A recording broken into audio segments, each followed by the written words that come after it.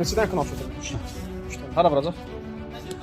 Çöpün üstüne. Mansarda çöpün vurup onun üstüne dolduracak. Ehtiyatla. Yəni birinci sloy çöpü vurur, birinci qaz çöpü vurub nazik, üstündən 4 santim kalıyor öyle çöpün altında. üstündən də kanal vurur. Yəni belə istəyir də ha? Ha, xeyirli olsun.